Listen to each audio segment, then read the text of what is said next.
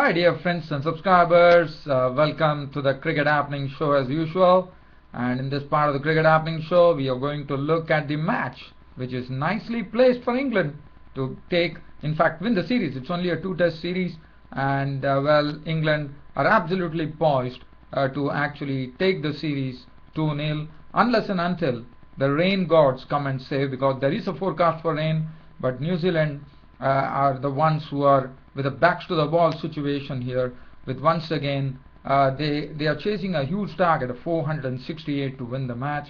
And New Zealand currently, that is at stumps on day 4, they finished at 158 for 6 in the second test against England in this Investec test series.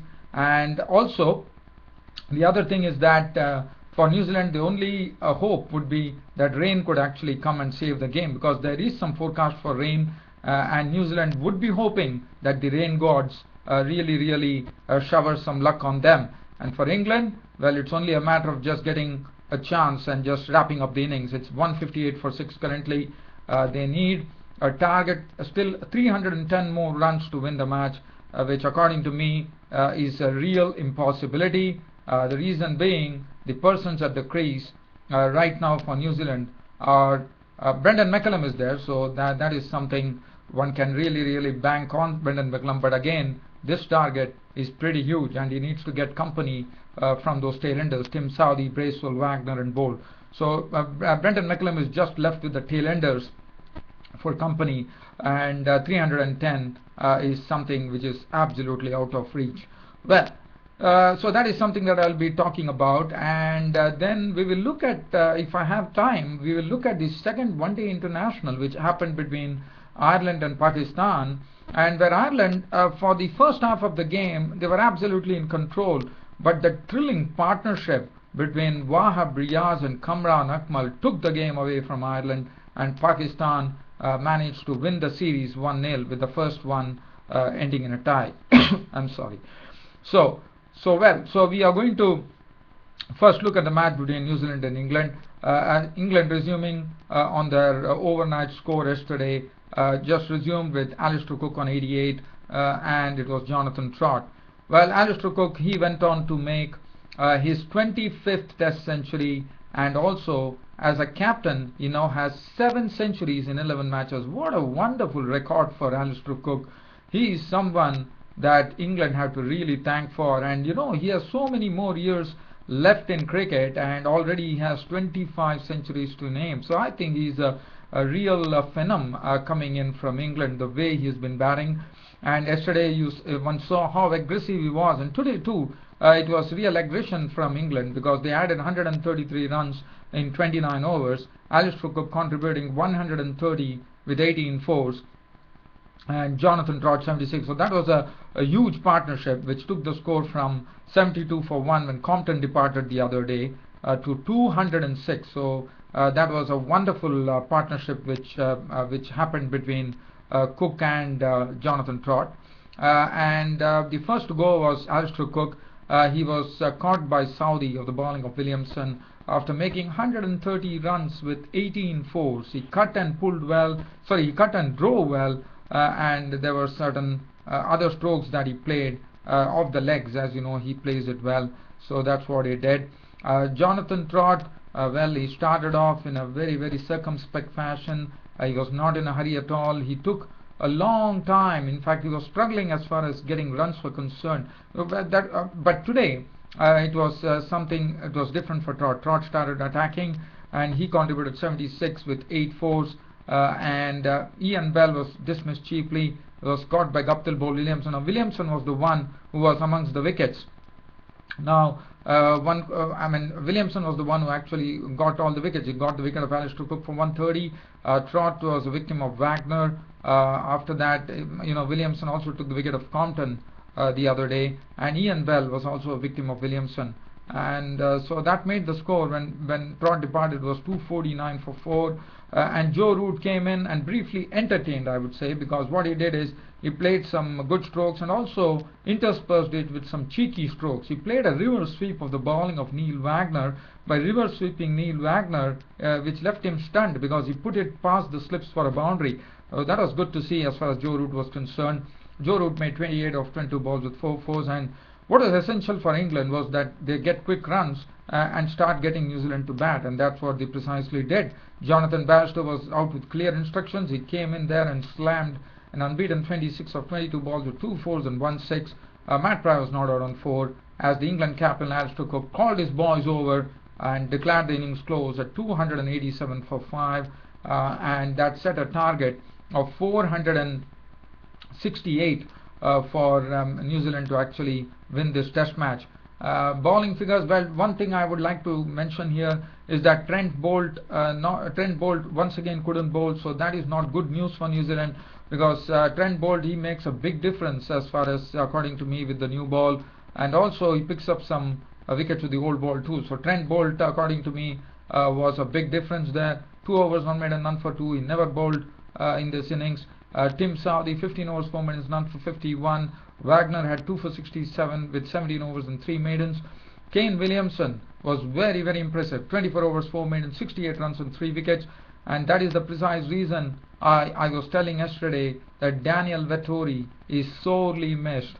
Well, I just imagine if Daniel Vettori would have been there, what could have happened? Well, probably Daniel Vettori might be a bit lacking a bit of match practice. I can understand that, but still, he's a wily bowler, he's an experienced bowler, and I thought New Zealand has definitely missed Daniel Vettori in this match.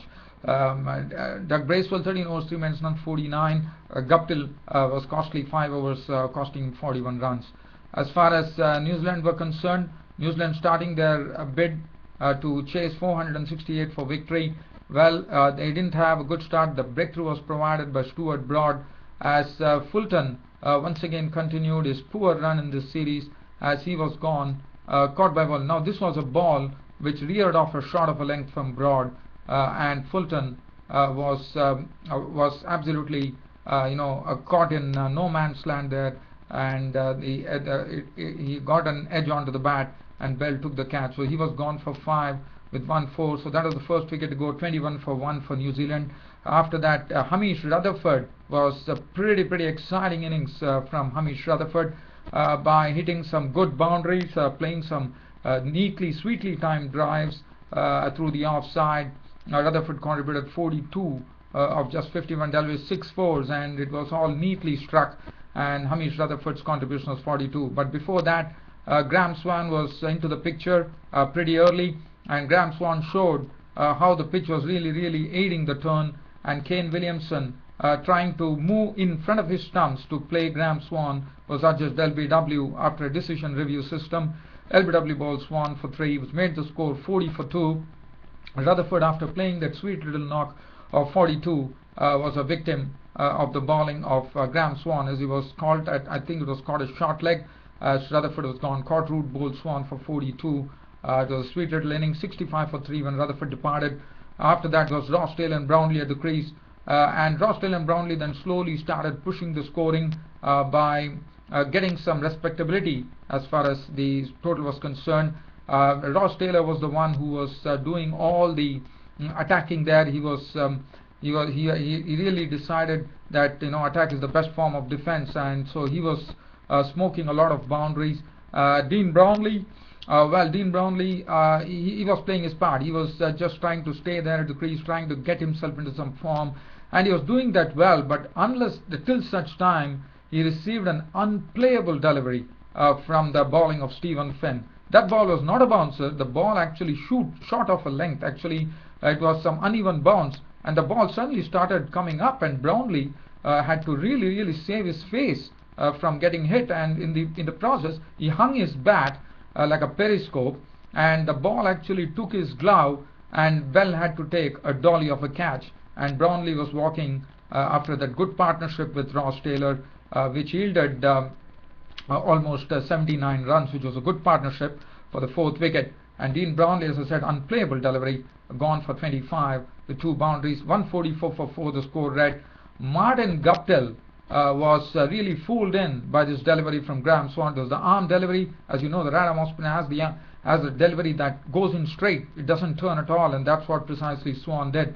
And Martin Guptill continued to struggle here, as Martin Guptill got an edge, and he was taken by Trott in the slips, and he was gone for 3, which made the score 153 for 5. But Ross Taylor was still there attacking the bowlers, and Brendan McCullum joined him.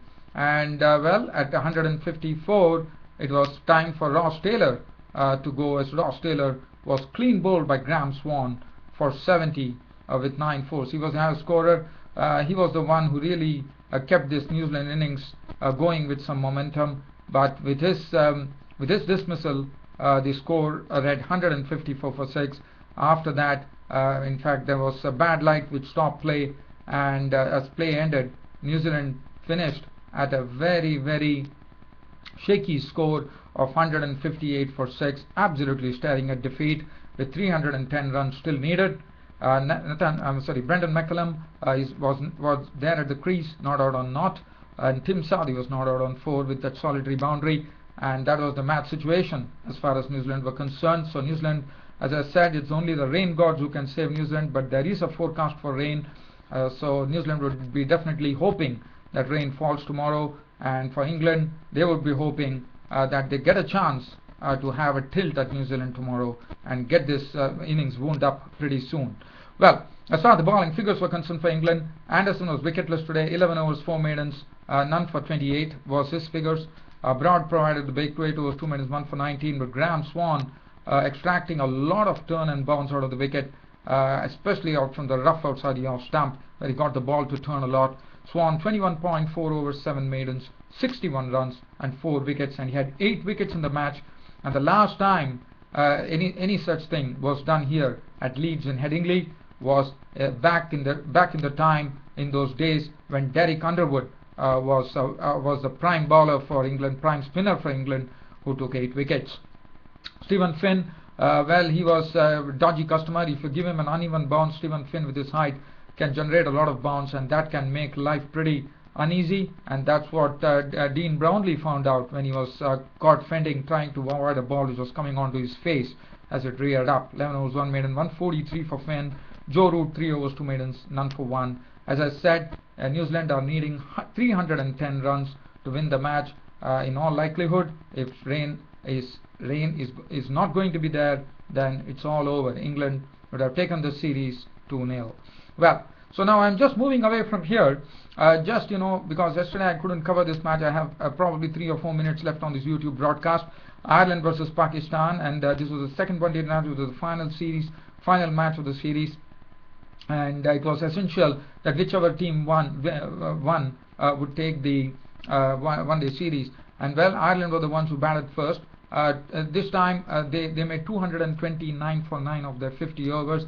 The feature being Ed Joyce going on to make an unbeaten 116 and carrying his bat through the innings, as Ireland finished at 229 for 9. Ed Joyce made 116 with 12 fours and 1 6. And the other day one would observe that Saeed Ajmal was taken for 71 runs and he was dropped from the team. In fact, they gave a chance to Abdur Rahman.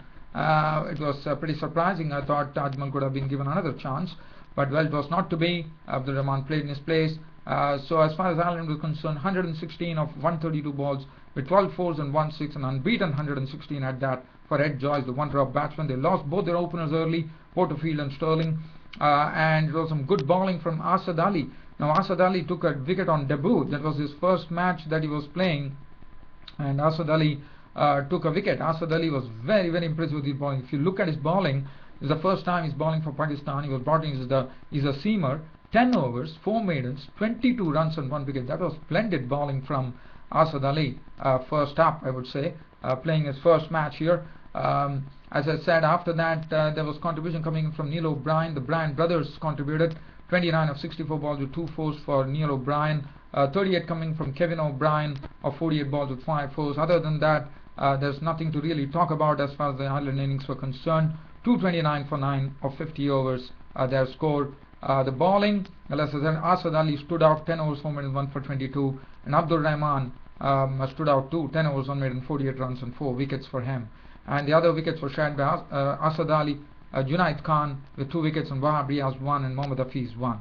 As far as Pakistan were concerned, as far as Pakistan were concerned, the Ireland definitely had this Pakistan innings absolutely on the rack, as they dismissed 4 batsmen for only 17 runs. 230 to chase for Pakistan, and well, the damage was done by Murtagh. Murtagh is Tim Murtagh. You know, he does very well for Middlesex in the English county cricket scene, and today he picked up 2 wickets. First to go, Imran Farhat.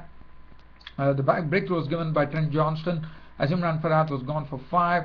After that, Nasir Jamshid was LBW bowled Murtagh for a duck, and then Mohammad Hafiz followed him to the pavilion. Cort Wilson bowled Murtagh for 2, and Johnston picked up the wicket of Asad Shafiq for 4, which made the score a pretty shaky 17 for 4 at one stage in the 10th over. But after that, there were some partnerships being formed. Misbah-ul-Haq, the captain, along with Shoaib Malik, got together to a partnership, but a very brief partnership at that, when Misbah-ul-Haq departed after making 24. Cotton bowled Cusack with 4 boundaries.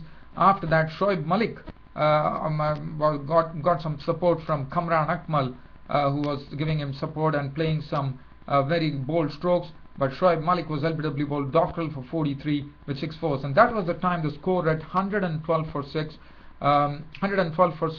And then after that they lost Abdur Rahman, who was caught by Brian of the bowling of Cusack for 7, which made the score 133 for 7 in the 37th over, and still a long way to go, because it was around 97 runs to get in the remaining 14 overs, and Wahab Riaz was there with Kamran Akmal. But after that, it was Kamran Akmal and Wahab Riaz really pasting the Ireland bowlers to all parts of the park, as they went on rattling runs, and the Ireland couldn't do anything. They just had to see that spectacle happening before them. Kamran Akmal was very aggressive with his knock of 81 of 85 balls with 11 fours and 2 sixes, and that partnership was the one which took Pakistan to victory and took the series. As Kamran Akmal, it was a good partnership. It was a partnership which yielded almost 93 runs, with Kamran Akmal's contribution 81 of 85 balls, 11 fours and 2 sixes. Wahab Riaz was pretty severe on Murtagh, whom he slammed for 6s, 4. It was a very costly over from Murtagh after doing so well in the initial stages. And then Wahab Riaz contributed. He was the one who took them to victory with an unbeaten 47 of 35 balls with 4 fours and 4 sixes. We all know that Wahab Riaz has the ability to be a batsman too. He's a good all-rounder, and he proved so. Junaid Khan was not out on 230 for 8.